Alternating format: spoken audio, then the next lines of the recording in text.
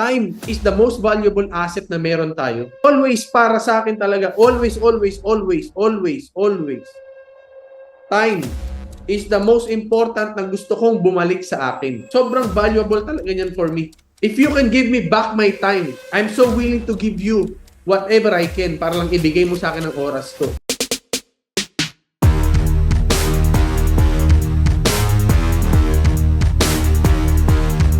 My name is Chicoy Gonzalez. I'm the founder of Kuko Express, and Kuko Express is system provider para sa mga business owners para matulungan namin kayo sa pag-aayos o pag-systematize ng ibang mga proseso ng inyong negosyo.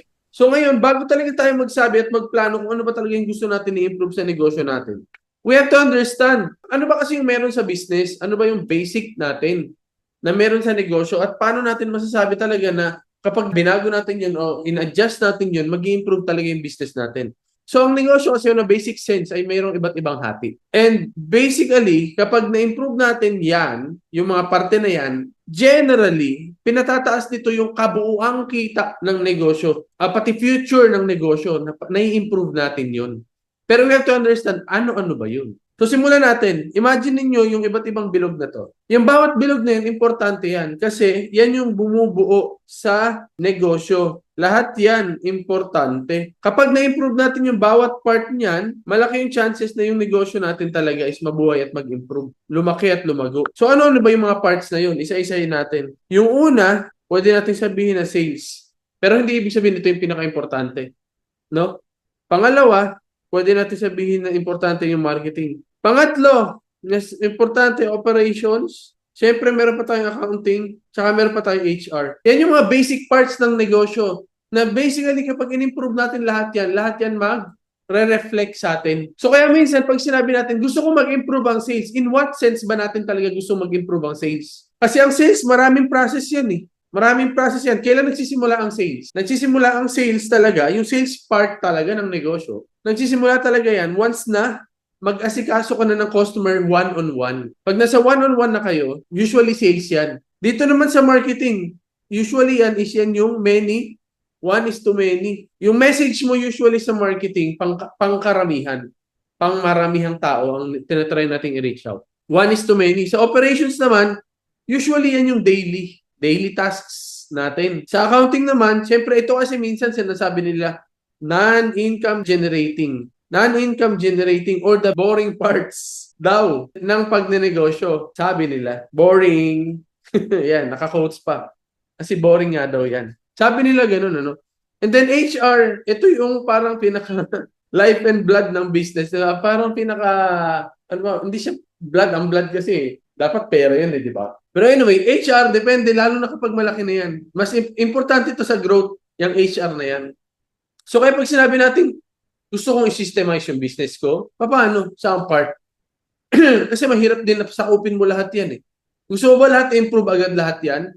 Sino ba dito ang may team na ng more than 5 pagdating sa management? Wala pa. Hindi, karamihan sa atin wala, di ba? Karamihan sa atin tayo-tayo lang. Isa o dalawa lang. Minsan nga yung relationship pa ng buong business, isa lang talaga. Pwedeng dalawa kayo kunwari. May investor na isa, pero hindi naman siya involved dun sa mga ginagawa sa business. Pwedeng nagko-comment lang, nag-a-advise lang, pero hindi ibig sabihin nun, parte sila nung any department na yan. So, bawat parte na yan ng negosyo, napaka-importante at kailangan natin pag-aralan kung paano natin may improve. Ito, bibigyan ko na kayo ng mindset. First mindset po na gusto kong i-share sa inyo bago natin pasukin yan talaga. Unang mindset po na gusto kong i-share sa inyo, gusto kong i-impart sa inyo is, importante po na may nakafocus talaga sa bawat part ng negosyo. Valuable po ang bawat taong tututok sa bawat parte ng negosyo na yan. Especially po kung ang skill set natin ay hindi sapat para palaguin ang bawat department. Isipin mo na lang, tayo bilang business owner, we have to understand ano ba yung skill set na meron ako. Baka naman kinakaya mo lang dahil ayaw mong magsama ng mga importanteng tao sa team mo. Ayaw mong mabawasan yung kinikita mo. Baka yun ang dahilan kaya hindi tayo nag-build talaga ng team. Kaya hindi tayo open sa team. Kaya hindi alam ng tao na open pala tayo sa mga magagaling. Ngayon pa lang po sinasabi ko na sa inyo, if you want to join me sa Kuko Express, I'm very open. Very open po ang Kuko Express na either partnership muna, since hindi ko pa kayo kilala, or pwede po kayo mag-join as an employee, magsimula kayo sa certain part. Pwede kayong tumanggap ng iba't ibang klase ng pay, iba't ibang currency. Pwedeng pera, pwedeng stock option. If you're interested sa mga ganyan, message nyo na po. Tayo mismo, mga business owners, isipin mo na lang ito, mindset natin mga business owners. What if merong isang papasok sa negosyo mo na napakagaling sa marketing? Yung tipong magaling na hindi mo na siya kailangan bantayan, siya pa ang magsasabi sa'yo ng dapat mong gawin, siya rin ang magte-take action, magbubuo ng sarili niyang team just to make sure na yung company mo ma-reach yung mga taong gusto mong ma-reach. Just to make sure na masagot na natin yung mga tanong ng mga tao kung bakit hindi sila bumibili sa atin. Kasi maraming mga tanong ang mga tao na yan na kailangan natin fokusan para sagutin. Paano mo gagawin? Sinong gagawa? Anong resources ang kailangan mong gamitin? Isipin mo na lang kung may tao ka na ganun kagaling. Hindi ba? Ibig sabihin, hindi mo na kailangan mag-worry at mag-wonder kung nasisend ba namin yung tamang message? Nagagawa ba namin yung tamang action? Natatrack ba namin yung result? Biruin nyo yung buong process na yun, napakahirap nun. Tapos gusto mo ikaw lahat ang gagawa. Isa yan sa magiging hindrance ng negosyo natin para mag-grow, especially kung hindi yan ang strong skill set mo. Lagi tayo nanghihinayang. Kahit nga sabihin natin na hindi mo pa kayang kumuha ng ganong level. Kahit assistant man lang, natatakot tayo kumuha ng ibang tao. Sabihin natin wala tayong time mag-train. Ibig sabihin, second mindset, nakafocus lang tayo sa pwede nating makuha natin ngayon immediately. Ganun ba yun? Yun ba yung sinasabi natin? Hindi ba tayo willing mag-invest sa mga tao na tutulong sana sa atin? Na generally in the future for the long run ay mas malaki ang benefit for us. So first mindset is build talaga ng team. I-open up. Sabihin natin hindi ganun kadali. Oo naman talaga. Hindi talaga ganun kadali. Kami nga, 3 lang dito eh. Di ba? Hindi rin ako basta-basta nagpapasok ng tao kahit sino lang. Hindi porke nag-reach out sa akin na confident sila, sabihin nilang kaya nila, naniniwala na ako. Alam ko, ganun din kayo. Tama yun. Hindi natin pwedeng basta papasukin ng mga tao sa core team natin. Kaya, may mga steps tayo. Pwede talaga tayo magkaroon muna ng mga partnerships muna. And then eventually, tanungin natin sila, sir, baka interested ka maging part ng company namin as a part na team talaga. Internal team. No? So, huwag kayo matakot mag-build ng team. Yan po ang first natin na mindset. Second mindset is investment yun. Investment yun. Imagine mo na, balikan natin ulit. Imagine mo nga, paano kung inakuha mong team member is someone na hindi mo kailangan turuan at hindi mo kailangan bantayan? Or kung hindi ka makakuha ng ganong klase na tao, paano kung makuha mong team member is someone na super eager to learn? Na ang kailangan mo na lang ibigay is time and effort para turuan siya. 'Di ba? Na darating ang time na yung tao na yon, kung marunong ka mag-alaga ng tao, is someone na hindi mo naiisipin kung ginagawa ba niya ng maayos yung trabaho niya o kung ginagawa niya ba ng maayos yung parte niya dito sa kumpanya na to. 'Di ba? Pwede investment din 'yun. O sabihin natin kung hindi ka willing mag-invest ng oras, hindi ka rin willing mag-invest ng pera, paano ka makakakuha ng tao or mabibuild yung tao na tutulong sa'yo? Hindi na mangyayari yun kasi ayaw mo mag-invest sa kanila eh. Ayaw magbigay ng oras at ayaw mo magbigay ng time para turuan yung tao na yun. Risky ang time. Para sa akin mas risky po ang mag-invest ng oras sa isang tao kaysa sa mag-invest ka na lang ng mas malaking sahod or stock option para sa kanila. Di ba? Kasi aminin po natin, hindi talaga natin kaya ng tayo lang. Hindi natin kaya ng tayo lang. Hindi tayo mag-grow ng tayo lang. Time and treasure lang ang pwede nating invest sa tao eh. Yung mga talent nila, sila na yung nagdadala niyan. Kung i-develop mo yan, risky yan for us. Risky, super risky yan for us. Gusto mo ba na may kasama kang tao na magaling talaga sa team mo? So ang tanong, willing ka ba talagang mag-invest sa kanila for the future? Kasi kung hindi ka naman pala willing mag-invest sa kanila for the future, huwag na tayong umasa na magkakaroon tayo ng team members. Huwag na tayong umasa na makakakuha tayo ng magaling. Kasi hindi tayo willing magbigay. Diba? Lagi nating isipin yun. Lagi nating alalahanin na ganun po ka-importante. No? Isipin mo na lang, wala ka ng problema sa sa operations. Hindi ko na kailangan mag-worry na baka wala na namang stock. Diba? Hindi mo na kailangan mag-worry na baka hindi ma-serve si customer. So hanggat nandiyan ka sa sitwasyon na yan, be open pa rin na magkaroon ng changes, magkaroon ng bagong tao na pwedeng tumulong sa'yo. Pero ang tanong, kaya mo ba silang kuhanin? Kaya mo ba silang invite, encourage na maging part ng team mo? Nagsisimula po yan sa pag-open ng isipan natin na dapat po willing talaga tayo mag-invest sa mga tao na yan. Gusto mong umunlad, gamitin natin yung negosyo natin para umunlad din ang tao sa paligid natin. In a way naman, may kapalit naman yun eh. Ano ba yung kapalit nun? Peace of mind natin. Ang sarap po kaya, natatakbo araw-araw ang negosyo mo na hindi mo kailangan i-worry at i-wonder kung mag-work ba tong bawat parts na to ng negosyo. Yung sales department, may mag-aasikaso ba niyan? Yung marketing department, may mag-aasikaso ba niyan? Operations niyan, sino? So ngayon pa lang tanungin natin, resources naman yung aralamin natin. Meron na ba tayo ng mga tao na responsible dyan? Kung wala pa, alin ang dapat nating unahin? For me talaga, kapag kasi inuna natin ng sales, mas masasecure natin yung everyday na pangangailangan natin sa negosyo. Yun ang magandang unahin para sa akin, sales. Siguraduhin muna natin na yung mga customer pagpasok dyan, naasikaso natin sila. Siguraduhin muna natin na yung mga customer, kapag nandyan sa harap natin, kaya nating ibigay yung pangangailangan nila para willing silang magbayad para sa atin. Sales process yun, hindi yun operations process. Yung pag-convince sa tao na ito yung magandang solusyon sa problema nila, sales process yun. Yung pagsagot sa mga tanong nila directly ng one-on-one, sales process yun. So you can improve that one kasi yung kikitain mo dito, yun ang gagamitin mo pang investment sa iba pang mga parts ng negosyo. Ang next na para sa akin ay dapat nating ayusin ay operations or minsan product building. Sales, operations, yan yung para sa akin na next na gusto kong step.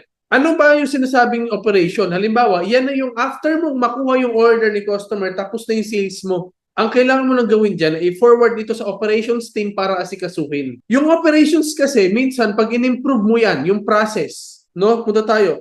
Sa operations, usually process talaga yan. Kapag in-improve natin yung process, alam mo ba na maraming potential window of opportunity dito sa operations? Pwedeng pag inayos mo yung operations mo, ginawa mong systemized, di ba? Nakasulat ka nila. Systemize daw nila. Systemize yung kanilang business. Pwedeng tumaas ang general sales mo by percentage. Let's say 10% ulit. Yung matitira sa'yo o yung masisave mo or yung mawi-win back mo. Ano yung 10% na yun? Pwedeng sa 10% ng sales mo, tumaas. Pwedeng 10% ng net income mo, tumaas. Kasi marami kang na-save ngayon. Pwedeng 10% of your time bumalik sa'yo dahil inayos mo yung yung operations process mo. Sabihin na natin yung sales process mo. Lahat yan ay valuable, hindi lang laging pera, no? So yan yung next mindset natin, mindset number 3. May value, no, different values sa iba't parte ng negosyo. Hindi po laging ang value ay nakukuha sa pera lang, no? Maaring pag inayos natin ang sistema natin, tataas ang sales, maganda, pera yun eh. Kasi ibig sabihin pa, baka tataas ang sales pag inayos ang operation? Number 1, maaring kaya mong mag-release kaagad ng mga result. Pag kaya mong mag-release kaagad ng result, ibig sabihin kaya mo agad tumanggap ng mga bagong kliyente. Kasi minsan, ang negosyo natin, kapag mabagal ang result, hindi tayo makatanggap agad ng mga bagong kliyente. Pero let's say food business ka. Kapag maganda yung flow ng acceptance mo ng order papunta sa kitchen, tapos ipe-prepare ni kitchen at lalabas na yung kitchen, napakarami mong masasave. In terms of sales, patakasin ng net income, bigyan ka ulit ng additional time. So hindi siya laging porke ginastusan mong system mo. Gastos lang talaga yun. Isipin natin mabuti mga parik at marikoy. Mayroong kapalit yan. Kukuha natin pabalik yung oras natin. And always para sa akin talaga, always time is the most important na gusto kong bumalik sa akin. Sobrang valuable talaga yan for me. If you can give me back my time, I'm so willing to give you whatever I can para lang ibigay mo sa akin ang oras ko. Let me know sa comment section, what do you think about this? Sa dami ng resources natin sa buhay, pera, properties, mga tao, mga bagay na pwede nating magamit sa pag-unlad ng negosyo natin. Ako naniniwala ako na lahat tayo dito ngayon, kayo mga manonood sa YouTube at sa mga replays. I'm pretty sure na kapag umabot tayo sa let's say 60 years old na tayo, willing tayong ibigay lahat ng pera natin para lang bumalik tayo sa edad natin ngayon. Isipin natin mabuti yan. I'm pretty sure na let's say kahit yung edad natin ngayon, kung ano man ang meron tayo pagdating sa let's say pera, kahit anong meron tayo sa pera, willing tayong ibigay lahat yan. Kung may babalik lang nito yung oras na meron tayo. Kung may babalik lang nito yung panahon na 20 years old pa lang tayo. Di ba? Pero hindi na mangyayari yun. Pero ibig sabihin lang nun, time is the most valuable asset na meron tayo. Why not? Why not ngayon pa lang? Isipin na natin yun. Itong edad ko na to, hindi na to mangyayari ulit. So I want my time back. Wala na ako sa time na laging gusto ko Oras ko lang yung ibibigay ko lagi. Hindi na. Nakaipon na ako ng konti eh. Oras ng iba, marami pang taong gusto mabigay ng oras nila dyan. So ako, para hindi ko napaglaanan ng oras yan, eto na lang ang kapalit. Bigyan ko kayo ng example. Pagte-train ng tao, are you willing to give up your time to train a person or just pay more para kumuha ka ng tao na trained na? Na alam mo nang ang gagawin na lang is result na lang. Kasi pag kumuha tayo ng iti-train pa natin, ang investment mo dyan ay pera at oras.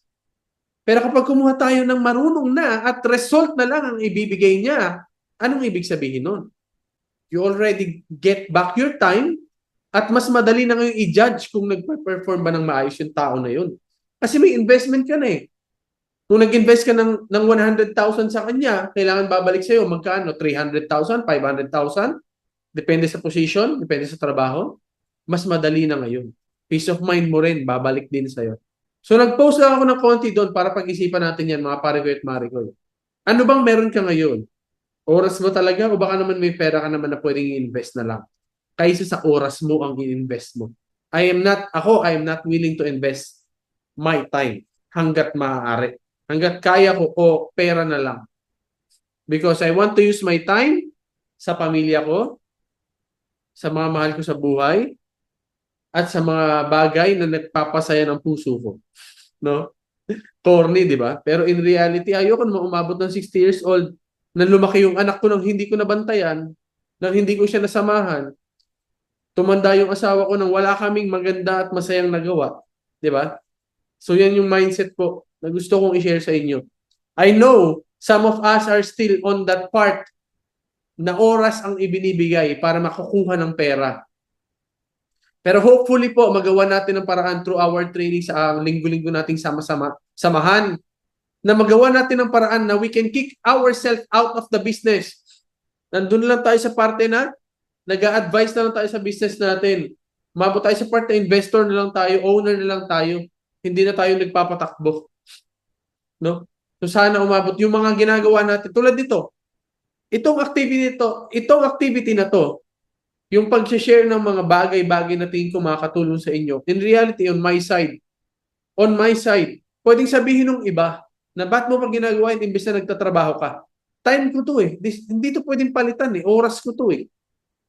Diba? Pero ito kasi mga activity na to, ito yung sinasabi ko sa inyo, hindi ko kayang gawin kung wala akong kasama sa trabaho. Ito yung mga bagay na activity na nagpapasaya sa akin. Masaya sa akin makapag-share ng mga bagay-bagay sa mga kapwa kong negosyante. O mga gustong mag-start ng negosyo. Masaya yan para sa akin, para sa puso ko. Diba? So, paano ko ito nagagawa? Kasi meron ako mga kasama na tumutulong sa akin na maasahan ko na hindi ko sila kailangan bantayan all the time. Or meron akong sistema na nandyan na pinaglaanan ko na ng mahabang panahon. Na ang mindset ko is gagawin ko to ngayon kasi in the future, hindi ko na yun gagawin. So, ilagay natin sa mindset natin na we have to try to kick ourselves out of the business. Kick ourselves out of the business. Yan yung number 4 natin. Ang mindset ng iba, gusto nila sila talagang papatakbo. Okay lang naman yun. Pero ang maganda syempre na hindi lang diyan napupunta lahat ng oras mo. Maganda na pag dumating tayo sa deathbed natin, sino ba nga hanapin natin? Yung negosyo ba natin? Hindi naman, di ba? Mga mahal natin sa buhay. So gawa natin ng paraan. Kick yourself out of the business. Pero hindi ko sinasabing gawin nyo agad yun. Long term yan. Mahabang proseso. So yan, yun po yung mindset na gusto ko i-share sa inyo. Next, so paano nga ba talaga natin iti-take yan? Ang sagot is one at a time. Mga pare ko, one at a time. Dahan-dahan lang. Dahan-dahan lang. Dahan-dahan lang. Dahan-dahan lang. Kanino kanta ba yun? Kay Sarah ba yun? So one at a time lang po ang step natin. Huwag niyong lahatin agad-agad. Pero kasi kailangan kasing talagang mag-start yun sa mindset, sa tamang mindset. Paano ba nito matutulungan ako na makuha ko yung time ko back to me na hindi ko na masyadong iisipin itong bagay nito? Yun yung mindset natin. Yun yung 4 mindsets na nandito sa taas. Build a team, investment yung mga ginagawa natin. Maraming different value na pwedeng makuha out of the investment. Hindi lang aging pera lang. Network, education, connection, no? Network na rin yun, di ba? Time, peace of mind, lahat yan po ay different kind of value na babalik sa atin if we really focus doon sa mga ganong klaseng bagay, hindi laging pera lang. And then yung kicking out yourself of the business is one of the best rewards, di ba, na pwede natin makuha. So one at a time lang po tayo. Yung systemization, Marami ang pwedeng bayaran na lang na sistema. Total yan ang laging comment eh. Usually, ang systemization, ano ang nabibigay sa atin yan? Peace of mind. Lahat ng halos binanggit ko kanina. Bakit? Kasi usually pag systemization, alam na natin na magagawa at mangyayari yung mga gusto natin mangyari.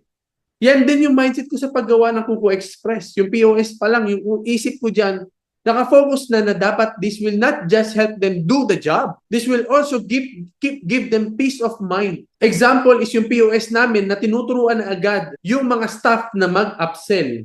Napakalaking bagay nun na total sales mo ang maaapektuhan nun. Hindi mo masasabi na lahat ng staff mo gagawin nyo kung manual lang yung ginagawa, especially kung hindi mo nababantayan. Tinuturuan ng system mismo yung mga staff, yung gumagamit ng POS ng Kuko Express, yung staff mismo, ikaw mismo, nababawasan din yung oras mo, nabantayan sila, nabibigay yung time, pabalik din sa'yo. Yung oras mo, nababalik sa'yo. Yan pa lang, na yan na nagagawa ng system, okay na yan eh. Kaya nga ako nag-spend ng years to develop the system because I know that time will come. Tingnan nyo ngayon, dati ganito ha, lahat ng customer o lahat ng merchant dati kailangan namin i-accept para kami mag-update ng items nila. Kasi hindi ko ginagawa yung parte na kailangan kong gawin eh. Ano yung kailangan kong gawin? Yung mga products talaga, merchant talaga dapat naglalagay nun. Sa dami ng merchant, hindi namin alam kung paano gagawin lahat yun. Hindi namin alam paano i-describe yung product nila. Bakit hindi ko kaagad ginawa yung system para madali nilang magawa yun? Diba? It's also up to me. Naging dahilan din ako kung bakit siya na-delay. Ako din yung dahilan. Because I was focusing on something else. Ngayon na nagawa namin yun, nabawasan ngayon ang kailangan trabahuhin ng ops. Sino mag-on and off ng store? Dati kailangan namin gawin manually yun. Ngayon hindi na kasi nilagyan na namin sa system na tignan nyo kapag manual namin ginawa. Ang unang kailangan gawin ng merchant, may message pa kami. Trabaho na agad sa side niya yun. Eh kung pinindot na lang niya sana sa system, tapos na. Pag minessage kami, tsaka pa namin ipa-forward kung sinong taong dapat mag-asikaso. Kasi hindi porke nandun sa Facebook yung tao, hindi siya ang pwedeng gumawa ng lahat. Kailangan pa niya i-forward yun. May mga bawal gawin or hindi pwedeng gawin ang staff na sumasagot sa Facebook page. Like mag-on and off ng product, maglagay ng presyo, magdagdag ng product, hindi siya ang pwedeng gumawa nun.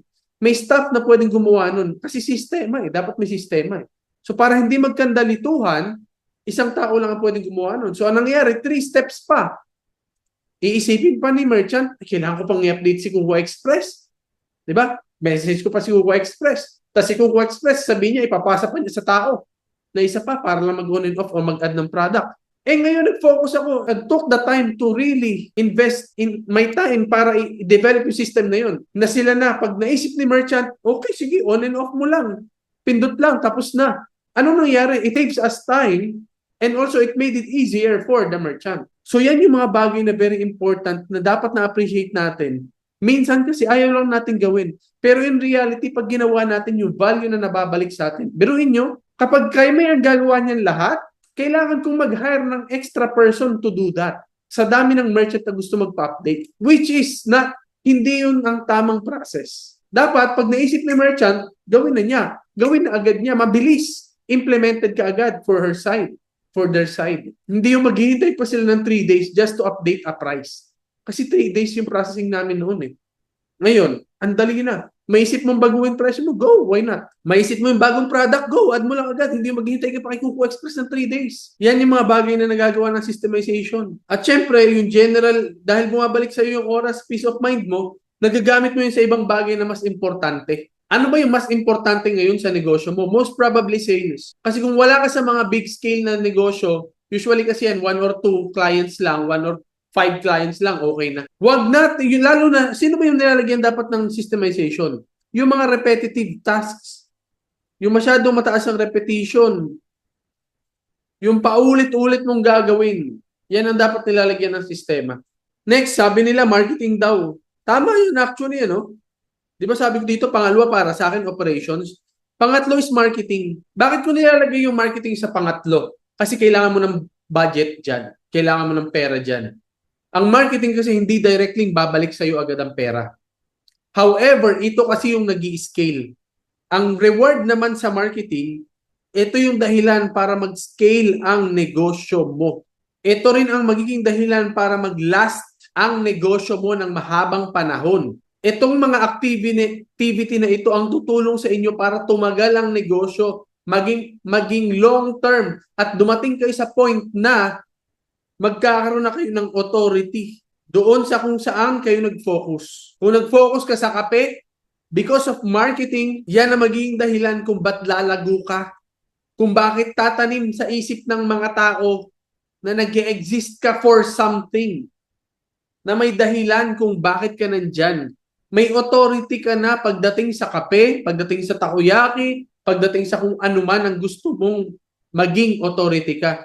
That's why hindi mo ma-reach yung authority mo kung sabog ka. Kaya dapat pag nag-marketing tayo, meron tayong focus. Kasi ito po ay long term eh. Ang habang proseso nito. Kailangan po ang mindset natin dyan, minimum of 3 to 5 years to build a name, to build your name.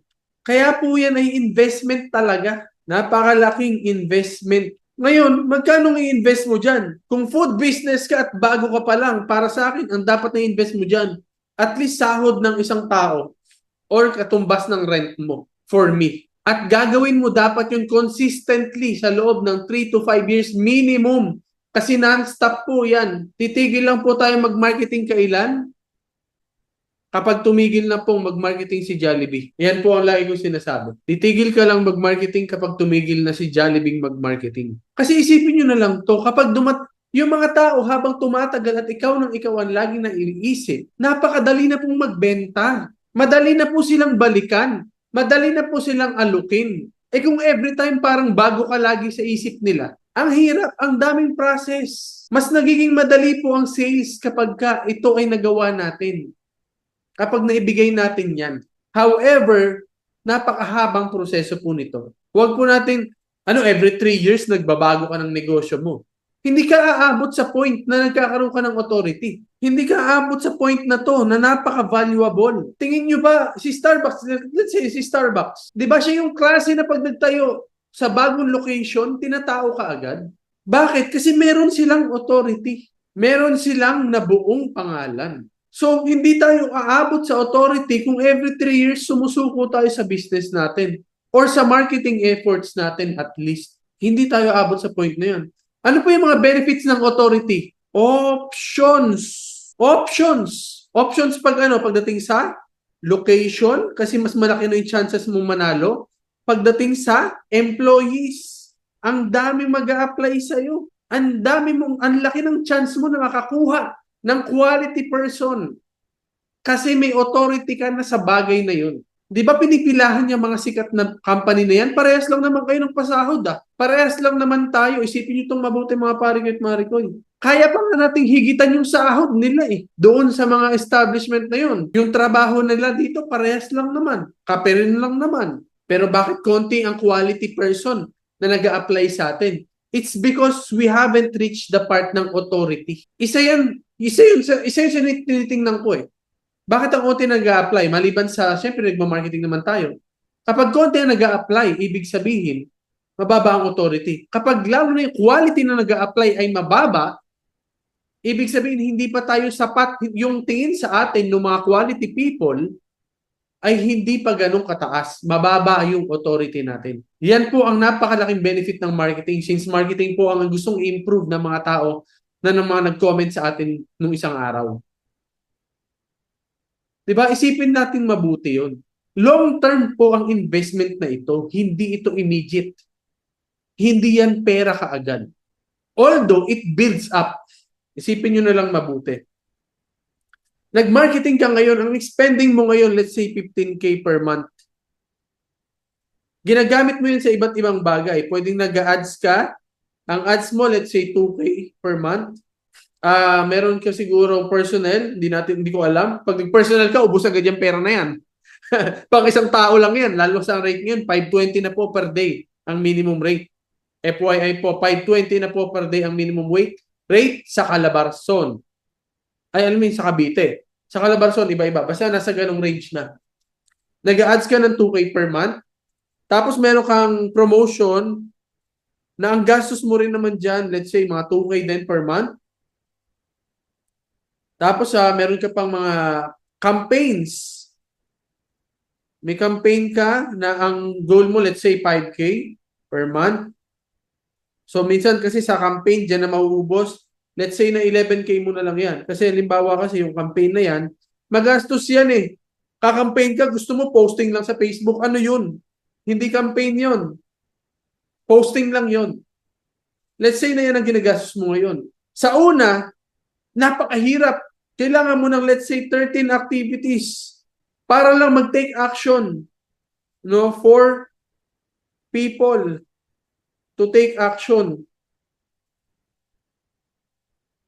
Tapos ang magte-take action lang dyan, out of, let's say, out of 10,000, ang magte-take action lang dyan, 100 lang. Pero sa umpisa lang yan. Kasi napakahirap pa, hindi ka nga kilala, wala kang authority. Wala kang means para sagutin yung mga tanong ng customer bago pa sila umabot sa iyo eh. Wala kang means to build awareness. Wala kang means para magkaroon ng interest ang tao sa iyo continuously.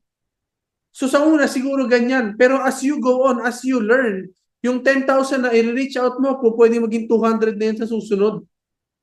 Tapos out of 200, pwedeng 20 na yung magiging bagong loyal customer mo. Sino ba yung gusto nating i-build up? Di ba? Kung nasa awareness stage mo, ganito sila kalaki. Kung nasa interest stage mo, ganito sila kalaki. Kung nasa desire stage mo, ganito sila kalaki. Kung nakabenta ka ng ganito kalaki, maaaring yung loyalty mo ganito lang kalaki. Yung loyal customer mo, napakaliit lang. Pero as you grow on, lumalaki yan. Lalaki sila ng lalaki, ng lalaki. Dahil darating ang time na sila na mismo ang gagawa ng paraan para tulungan ka na magkaroon ng awareness. Ang mga tao about you. Pag umabot ka na sa point na yun, ibig sabihin you're doing a very good job. Ituloy-tuloy mo lang yan. Darating ang panahon na yung 10% na investment mo sa marketing, o let's say 20% sa umpisa ng gross sales mo, no? Let's say 20% ka muna sa umpisa. Kasi wala ka namang pangalan eh. Sino ka ba? Bakit ka ba babalikan? Bakit ka maaalala ng tao? Bakit ikaw ang pipiliin nila? Wala ka naman. Sino ba tayo? Wala tayong pangalan. Hindi tayo natatandaan ng tao. Hindi tayo yung unang maiisip pagdating sa kape. Hindi tayo yung unang maiisip pagdating sa biryani o sa burger. Wala pa tayo sa part na yun. That's why you really have to invest so much. That's why hindi ka rin pwedeng umasa ng kita sa loob ng unang 3 hanggang 5 taon. Pero darating ang time na yung 20%, magiging 15% na lang.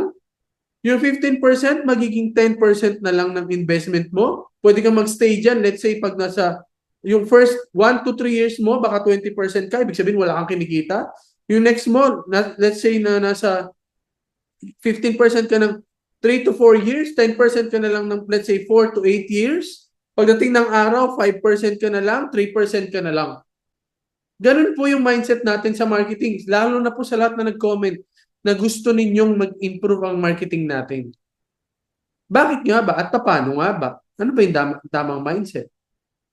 No? So let's say na 5% ka na lang, 8 plus years na yon. Depende sa'yo. Depende kasi lalaki ka na eh. Ano magiging dahilan para mag-grow at mag-scale ang negosyo? Hindi na po basta sales lang. Kasi ang sales pang one-on-one yan. Bibigyan ko po kayo ng graph. Okay. Pag sales po ang ini-improve natin, ito po ang pwede nating maging expectation dyan. Kung ito ang time, at ito ang sales. Kapag po ginagalingan mo yung sales mo, ito yung potential na maging result. Habang tumatagal, ganyan yan. Linear. Actually, in reality, hindi talaga yan ganyan specifically. Kung iisipin nyo yung katotohanan sa sales, dependent po ang sales sa capacity ng store. Kailangan mong magdagdag ng something para tumaas ang sales. Yan po ang effect kapag sales ang ini-improve. Let's say ngayon, kaya mo lang mag-accommodate ng 3 tao, 3 lang ang customer. Bawat tao minsan, may limit. Halimbawa, kung ako ang sales personnel mo, hindi ko kaya kumausap ng 200 tao all the time. Hindi ko po kayang gawin yun. Ang pwede kong gawin dyan is kung ako lang ang gagawa, let's say kung ako lang ang gagawa, ako lang ang tao mo, ang sales na kaya ko ito lang. Pwedeng tumaas yan ng konti kung gagawa lang ako ng mga konting strategies pa. Pero kung magdadagdag ako ng tao, pwedeng tumaas ulit. Pero ganun at ganun yun. May limitation parate. Same ang limit lagi. Limited siya sa taong mag-aasikaso ng sales. Ganyan po ang sales. However, ang marketing, iba po. Yan. Minsan, kahit isa lang ang tao mo, maaaring nandito lang yung result niyan, pero nagbi-build up po yan at pataas po yan ng pataas at darating ang point, nalalampasan niya na ang kayang dalahin ng sales mo. Yung value na kayang ibigay ng marketing, sobrang laki na. Lagi niyo pong tandaan, yan ang difference, big difference. If you want exponential growth, yung time na kaya mo na mag-branch out, marketing po ang kailangan mo munang i-improve ngayon. So, yan po muna yung topic natin today. To give you a balikan po natin ng konti. So, simulan natin. Ang mindset dapat natin every time na gusto natin mag-improve, kailangan natin alamin. Anong parte ba ng negosyo ang gusto natin i-improve?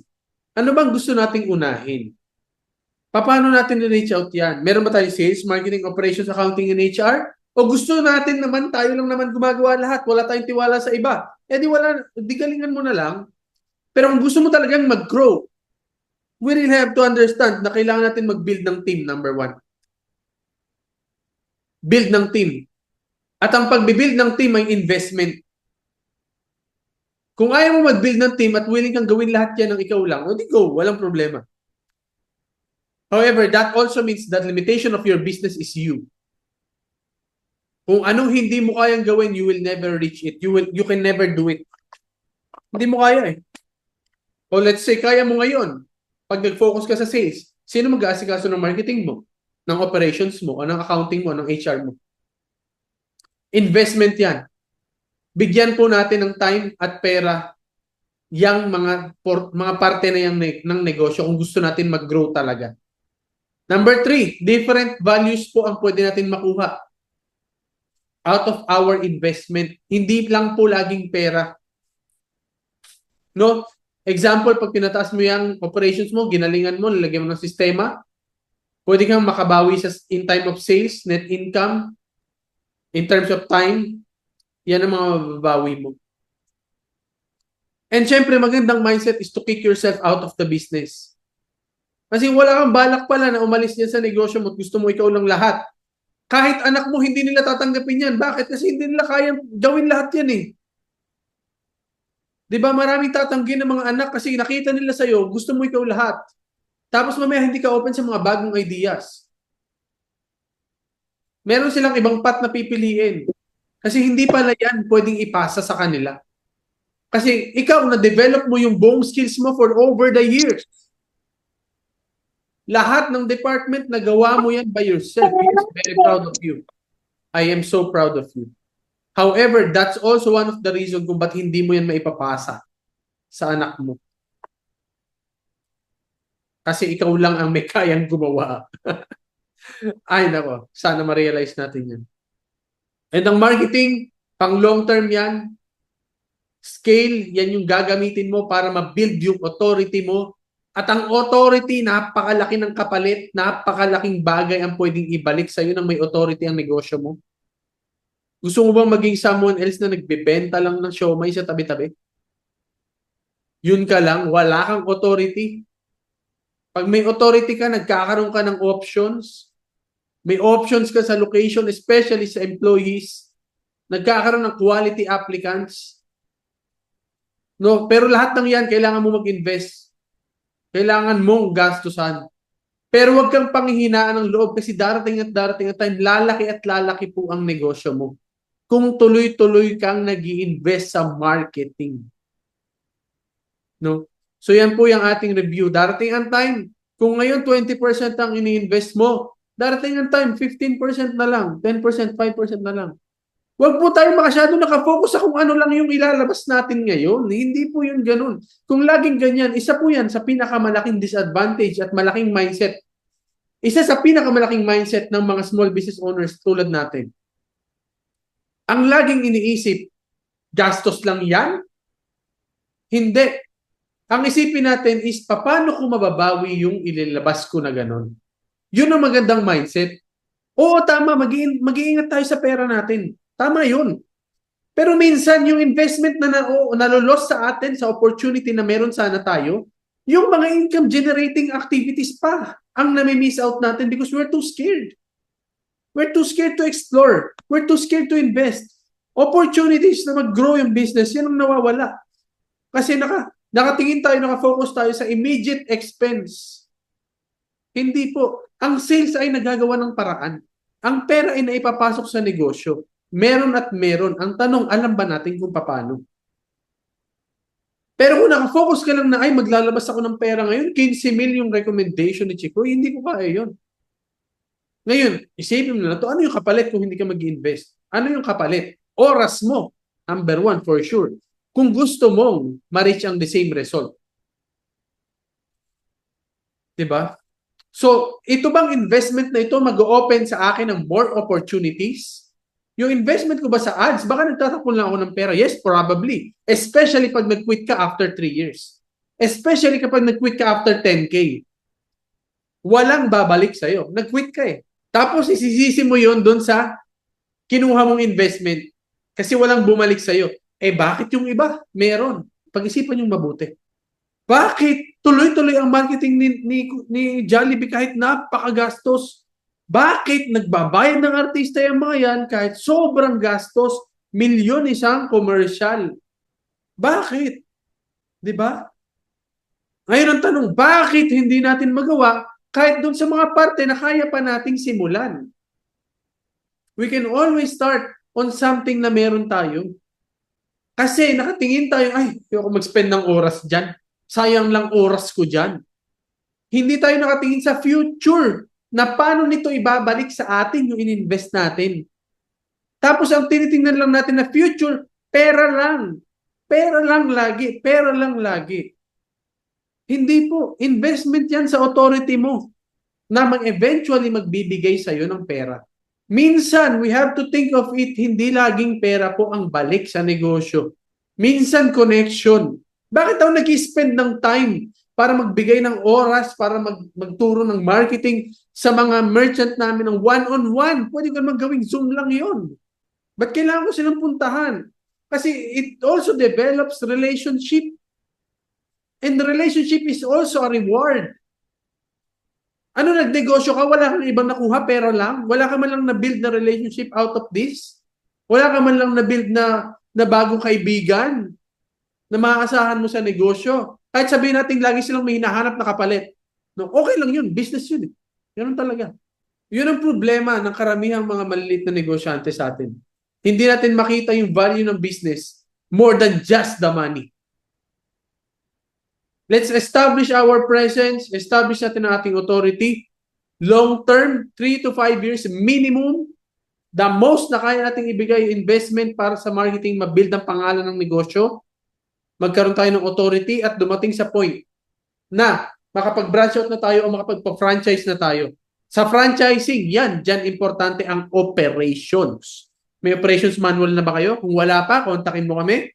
Dahil kaya ka namin tulungan gumawa ng operations manual sa Bright Start Business Consulting Services namin. And then, ready mo na for franchising yung business. Kasi pag franchising ka na, ano nang binibenta mo doon? Pwedeng sistema, pwedeng kasama yung pangalan. So, marami ka nang pwedeng ibenta kapag ka nandiyan ka na sa stage niya. Ayan, good morning sa inyo lahat. Alas 8, Zoom natin every Monday, mga pare ko at mare ko. Ako nga pala si Chicoy Gonzales. Ginagawa ko itong mga webinar na to because I really hope na in the future, makapag-partnership din tayo.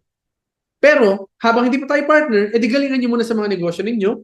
Mag-grow kayo ng mag-grow. In the future, syempre, pay it forward. I-share nyo na sa iba about our community, Koi Founders Club.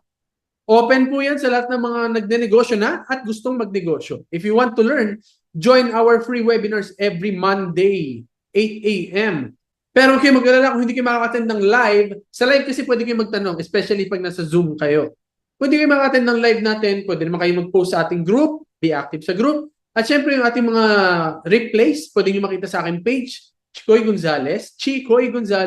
At pwede nyo ring makita sa YouTube channel. Hindi ko pa lang na-upload kasi grabe ang hirap pong mag-spend ng time to edit. Diba? Another time na naman I have to spend.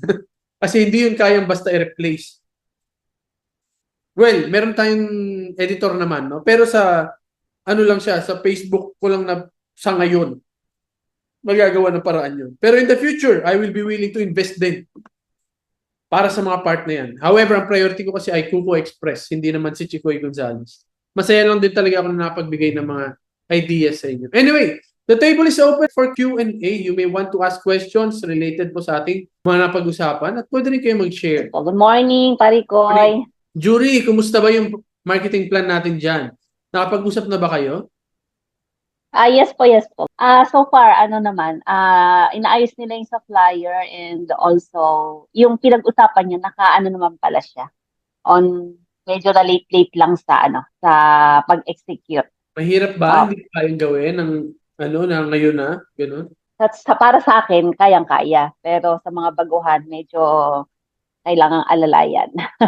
Tama. So, kailangan din talaga yung mindset natin bilang negosyante, lalo sa bagong negosyo. Equally important po yan sa kung anumang pagkain ang ina-offer natin. Walang kwenta ang pagkain mong masarap kung hindi naman alam ng tao. And don't be confident na porke nag-opening tayo, sapat na yun. Hindi yun sapat. We really have to certain set of activities para balikan tayo ng mga customer. Para ulitin at tumatak. Tandaan nyo kung one time lang yung opportunity na mag-try sila ng pagkain, hindi babalik ang customer. And minsan, tayo mismo sa food natin, we need multiple interaction with the food itself para masabi natin, ay masarap pala talaga. May mga ganong instances pa. So kaya, yung activities dapat tuloy-tuloy. Pero may resources naman po ba, Ma'am Jury? May tao ba or at least resources? Anong resources ang ginagamit ngayon ng kitchen? May tao naman, Parikoy. Yung sa sales naman, kahit papaano, naman siya. Pero kasi sabi ko nga, sa mga kakilala pa lang yan, pero ang target natin doon is a repeater. Siyempre, curious pa lang yung mga tao, ano bang tinitinda dyan. Pero, pag natikman nila, doon naman kailangan mapabalik ninyo yung customer para magkaroon tayo ng repeater. Pag nag-try lang ang customer, hindi pa yan customer. Ano lang sila? Interested lang. They just want to check on it. And always remember, i-chika nila yan kung meron silang experience na hindi maganda. Yun ang kailangan natin lapanan. Marikoy, mindset natin yan, hindi pa sila customer. The only time na sasabihin natin customer sila is kapag nakadalwa o 3 beses na sila. Magiging customer sila, pero paano? So how do you do it now currently? Meron ba tayong means para balikan sila?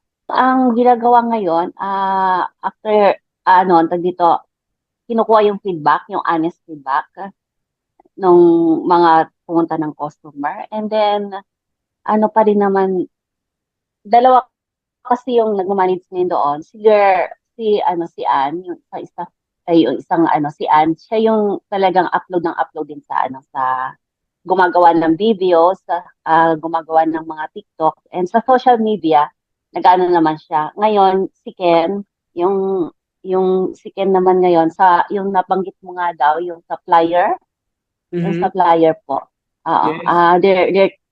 Papagawa sila. This week yata magdi-distribute sila ng flyer. How are you going to make it effective? One-on-one yata, sila mismo yung pupunta doon sa mga store nila para i-introduce po yung negosyo, yung shop. And isa yun yung ongoing na gagawin po ni Ken. So that's for awareness stage yan. Pang-awareness lang yan. So however, marami ka pa rin pwedeng gawin at i-modify dyan sa flyering para maging effective. Minsan kasi pag flyers distribution lang talaga, pag marami kang dapat gawin. So let me teach you guys kung paano i-improve ang flyering natin. Minsan, issue, kapag nag-abot ka lang ng flyers, tingin mo marketing na yun, hindi po yun sapat. Okay? Ulitin natin, ang flyering po is awareness stage. Bibilangin mo dyan, ilan ang nabigyan mo ng flyers. Kailangan mo yung bilangin. Next na kailangan mong malaman, pwede ka mag-stop doon. Pwede nga hanggang doon na lang, na may binilagyan kang 10,000 flyers, tapos ka na doon. However, if you really want to make it the most out of it, you need to spend extra effort. Okay? So sa flyering, why not hindi lang bigay ng flyers? Meron ka pang sasabihing phrase. Meron ka pang words na sasabihin pagkaabot mo ng flyers. Yan ang first improvement sa flyer. Isip kayo, quick word lang yon, 3 to 5 words lang. So sa amin, pag nagbigay kami ng flyers, abot ng flyer, anong pwedeng sabihin? Hi ma'am, Scan the QR code lang po and you get access to our delivery system. Or scan the QR code lang po para magpabili. Kada abot, scan nyo na po QR code, pwede po magpabili. Hi ma'am, pabili na po kayo, scan nyo po QR code. Kasi may QR code yung flyers. May words kang sinasabi. Extra effort na ulit yon. Ma'am, check nyo lang po, may QR code po kami dyan. Pwede po kayo magpa-download, pwede po kayo magpabili. Hi ma'am, pwede po magpabili. Ito po yung flyers, check nyo po yung QR code. Ano ibig sabihin nun? More than just the visual and the touch, meron pa silang audio na nasabi, na-receive ngayon. Pero extra effort yun. Compared mo naman sa nag-aabot lang talaga. Ang issue nito, kapag yung staff na mag-aabot ay tamad, baka hindi gawin. O step up pa natin yan. Step up pa natin. Yung flyer mo, may nakadikit pang biskwit o kung ano man. Para habang kinakain nila yun, tinitingnan nila yung flyers. Kasi kapag inabot mo lang yan, pwedeng tingin lang 1 segundo tapon. Yun pa ang pangit, nagiging basura pa. No? So what will happen, tingin ninyo, kung after natin mag-flyer, may words ka nang sinabi, mayroon ka pang kasamang candy o kung anumang cracker. Ano tingin nyo mangyayari? Hindi ka makakalimutan. Hindi ka makakalimutan. Makakalimutan ka pa rin. First activity pa lang yun. Pero, pwede ito mag-open to another door. Pwede sila magtanong, ay, pabili? Paano yun? Pag nag-open yung door ngayon, eto na yung next step. Kailangan may kasamang isang tao kasi siya yung sasagot. Dahil ang expectation, may magtatanong talaga. Ngayon, pag may nagtanong, ano mangyayari? Hindi ka kasi makapagbigay ng flyers habang may nagtatanong. Pero yung nagtatanong na yun, ibig sabihin, lampas ka na ngayon sa awareness stage. Nasaan ka na? Nasa interest stage ka na. Nagets? So, nag-move forward siya. Gumalaw. Hindi lang siya pang awareness stage na. Nagkaroon na siya ng interest stage. Tama? So, pwede mo siya ma-hit agad na hanggang interest stage. Ngayon ang problema, baka mamaya iniisip nyo, flyering lang. That's why I'm telling you this right now. Huwag ng flyering lang. Kung kaya na may audio, may masasabi kayong words, at may mag-entertain na sagot, or may maibibigay, syempre additional expense yun. Marketing yun eh. Investment yun eh. Biruin mo yung stage mo agad, interest stage na agad. Tapos ito pa, habang kausap sila, pwede mo agad sila na, ma'am, kung busy po kayo, kasi usually yung mga nasa labas na yun, mga busy yan, ang best talaga na i-promote sa kanila is hindi yung pagpunta sa store. Kasi napakalabo mangyari nun. Napakahirap mangyari nun. Ang pwede mangyari doon, ang pwede mong gawin is invite them to download the app and pwede po kayo mag-book ma'am nang hindi po kayo lumalabas. Habang may sumasagot, siya na rin yun. Sige ma'am, turuan ko po kayo. Ito na po. May dala ka na rin data para pwede silang mag-connect sa'yo, para pwede silang mag-download na agad ng app, mag-register. Tapos ma'am, ito yung store namin. No? Tapos ganito-ganito lang po. So nasaan ka na ngayon? Pwede mo na ngayon ma-push si customer from awareness stage to interest stage. Ngayon pwede na magkaroon ng desire.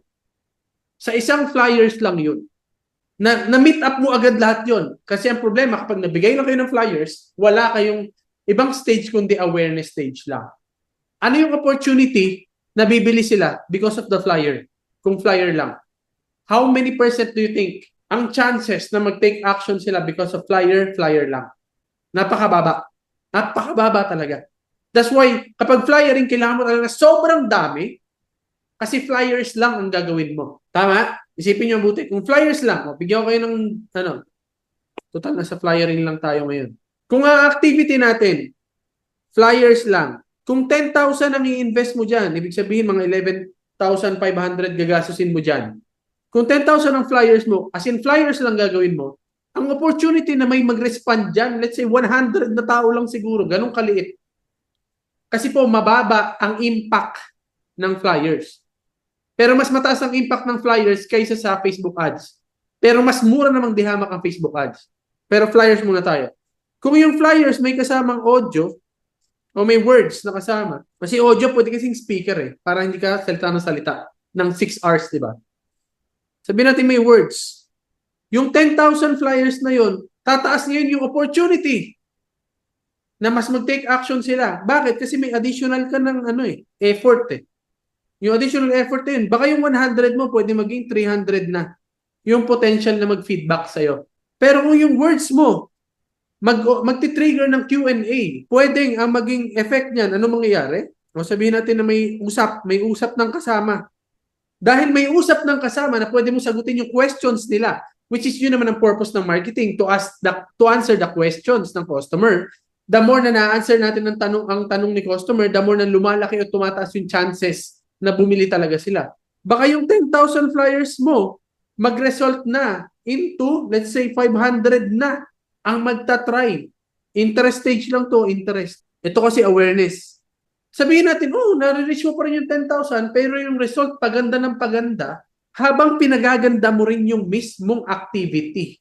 Remember po, hindi ito marketing plan ha, activity plan pa lang po ito. Activity plan pa lang po ito. Hindi po ito marketing plan. So after ng usap, paano kung isasama po pa dyan yung pwede mong sabihin na mag-recommend or mag-demo ka na? Demo. Mag-demo ka na, hindi lang usap. Pag nag-demo ka na, baka yung 10,000 mo, mag-result na yan into at least 1,000 na tao na ngayon ang nag-download at magta-try sa product. So nakigets nyo ba? The more effort, the more value na magagawa natin doon sa activity, yung result mas lalong gumaganda. It all boils down sa strategy mo kung paano mo gagawin. Flyers pa lang po ang pinag-uusapan natin. One activity pa lang po ito out of the 13 activities na kailangan natin gawin. No? Siyempre, let's say na yan lang. O ito pa next, mga paring at marikoy. Tandaan nyo itong mabuti. Very important po ito. Let's say na ito lang ang focus natin. Flyers. First, meron ka pa ulit pwedeng improve dyan. O let's say, Jury, hindi ka satisfied sa 100 ng flyers. Anong pwede mo ngayon gawin? Una, pwede mong dagdagan yung flyers mo para ma-reach mo yung 500. Ibig sabihin, para ma-reach mo yung 500. It's just a numbers game na ngayon. Anong kailangan mong gawin? Kailangan mo ng 50,000 flyers. However, hindi lang yon ang solusyon doon. Ano pa yung other solution? Pwede mong gawin, i-improve mo yung quality ng flyer, pero 10,000 pa rin. Ano yung mga pwede mong i-improve na quality ng flyer? Pwede yung design. Tsaka syempre, pwede rin yung quantity. Bahala ka. Pero kung gusto mo 10,000 lang din, yung design, isang bayad lang yan. Kung may taga-design ka. Kaysa sa doblehin mo or gawin mong 5 times yung number ng flyers mo, din 5 times din yung investment mo. Kung design ang inayos mo, malaking potential na yung 100 maging, let's say kahit 150 man lang or 200 man lang. Doble na agad yun ang current result mo. Yung words, anong pwedeng baguhin dyan? Pwedeng baguhin ng set of words. Ibang set of words ang itry mo. Baka yung set of words na yun yung mas magiging makakapag-interest sa kanila na mag-try. So, new set of words. Hindi laging quantity. Quality rin. Yan yung sinasabing quality pwede nating i-improve. Sino ba yung dapat mong bigyan ng flyers? Baka 10,000 flyers ka nga, pero ang binibigyan mo naman, Class D, hindi kayang bumili. Baka ang kailangan mo palang bigyan yung mga nasa subdivision ng Class C+.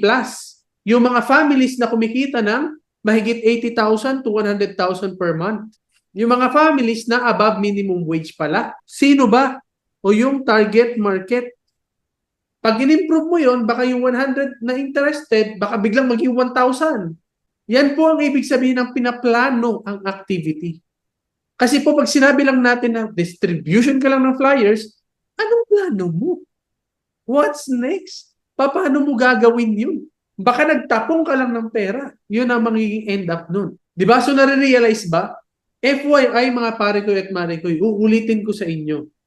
Yan po ang magiging result ng quality ng activity kung ang taong nakuha ninyo ay marunong talaga. Paplanuhin nila yan bawat step. Magfo-focus sila sa pinaka-valuable result. Di ba? Super important po yan. Sobrang importante yan. Akala kasi natin flyering is enough. Akala kasi natin posting is enough. Yan po ay sample pa lang ng mga tip ko for you na pwede nyo gawin kung magpa-flyers kayo. Kasi yung jury, Marikoy jury, kaya naman ano? Kaya. Kaya improve, no? So pwede na tayong hindi lang basta flyers. Yes. Pero may investment ito, ibig sabihin, babagal ka. Pwede kang bumagal. Kasi kung flyer lang yan, 10,000 flyers, kaya mo yun ng 3 araw. Di ba? Pero sabi nung yan, may words ka pa, may demo ka pa, most probably, baka 1,000 per week na lang mapamigay mo. Pero at least, result naman, mas maganda. Yung investment mo, almost the same. In words in total ha, total investment versus result, mas maganda yung investment ngayon. Tama. Di ba, Maricoy? Ang ganda. Ayos. Ang tanong dyan ngayon yung execution. Kaya bang i-execute? Next question natin. Maricoy Pinoy Hat, sabi niya, Maricoy, kumusta? Ask ko lang yung sa 10K awareness na nagiging 200 leads na na-convert sa 20. Do you have strategic technique kung paano na-meet yung at least 50% sana? Paturo naman po na, yun, eto na yun. Kasi nag-start tayo sa una, mag-experiment ka talaga. Hindi mo agad matatarget ang 50%. Ito yung sagot ko sa iyo, Pinoy Hat. Sagot ko na pala bago ko pa maano yung tanong mo. You have to first execute, alamin mo kung ilan yung nagiging result. Kaya po kailangan yung stats, kaya po kailangan ng focus, kaya kailangan mo ng taong dedicated to do that. Kasi yung tao na yon, siya ang magme-measure niyan. Kung ikaw ang gagawa niyan, di naubos sa oras mo dyan, pwede naman. Kasi quality work naman yan.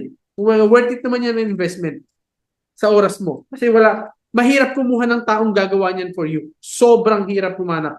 No? So tayo muna, kasi high quality ito high level to High level ito ng klase ng marketing plan.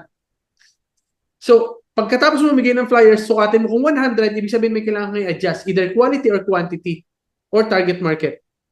Mga ganun yung kailangan mo i-adjust. And then i-adjust mo lang i-adjust hanggang ma-reach mo yung goal mo. Kung ang goal mo 10% conversion rate, very good. 5% conversion rate, very good kung na-reach mo na. It's up to you kung ano yung goal mo talaga. Adjust lang ng adjust. Strategy para palitan. Take note, isang action lang po yan. Mag-decide muna kayo kung ano yung message na gusto nyo ipadala. Mahirap kung rambol-rambol. Next na tanong ko sa inyo, ano ang mangyayari kung yung flyers mo ay may 4 na kinds of messages? Iba't iba yung sinasabi. Ibig sabihin, dinidivide mo yung result by 4. Ibig sabihin, binabawasan mo yung input doon sa isang mensahe. And the less input, ano mangyayari? Less din ang output. Halimbawa natin, may flyers ka, 10,000 nga yung flyers mo.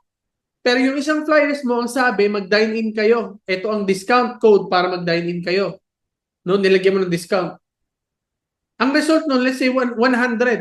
Yung isa namang flyer mo is about delivery naman. Ang result nun, 100 din. Parehong 100. Sabihin natin maganda parehong may result. Pero what if mag-focus ka lang muna sa isang mensahe lang muna? Kung dine-in lang muna, dine-in lang muna. Kung delivery lang muna, delivery lang muna. Kasi mahirap i-measure lahat yun Kanya-kanyang sukat yun Ilan ka ba? May 4 na tao ka na ba to handle those 4 messages? May resources na ba tayo to handle the statistics review of those 4 different messages? That's why ang payo ko po sa mga magmamarketing, mag-focus lang din muna kayo sa isang mensahe. One message lang. Para hindi kayo mahirapan na makuha ang result na gusto nyong makuha. Maraming salamat. Wala ba kahabol? 5, 4, 3, 2, 1. Wala nang kahabol. Thank you po. Ayun. Thank you, Parikoy. Welcome. Hopefully po, yung mga campaigns ninyo, simulan ninyo na. Always remember, may result lagi ang marketing. Long term nga lang yan para yan sa mga negosyo natin. Gawan natin ng paraan. Mas magandang magreklamo sa dulo na may problema kaysa sa na may ginawa naman tayo kaysa sa wala tayong ginawa. Kilos po tayo para sa mga negosyo natin, para sa kabuhayan natin. At always remember po, quality person, quality people, quality team members, at quality din ng mga magiging result. Maraming salamat sa lahat ng umattend ng ating online pag-aayos o pag-systematize ng ibang mga proseso ng inyong negosyo. Ayun lang po. See you again on the next webinar. Bye-bye sa lahat and good luck. God bless your week. Bye! Zoom! Sa mga nandito sa Zoom, thank you so much sa inyo. Hopefully kayo ay mag-result. Siyempre, share nyo naman yung mga result ng mga activities ninyo sa Koy Founders Club. Every Monday po tayo may webinar, 8 a.m. No? So sa mga negosyante dyan, ilagay nyo na sa calendar ninyo na every 8 morning tayo. Pag-uusapan natin kung paano natin ma-improve ang negosyo. After ng meeting na to, magplano na rin kayo ng mga activities nyo for the week. And hopefully po, mag-partnership tayo in the future sa kung ano man mga ventures na pwede natin gawin together. My name is Chicoy Gonzalez. I'm the founder of Kuko Express, and Kuko Express is system provider para sa mga business owners, para matulungan namin kayo sa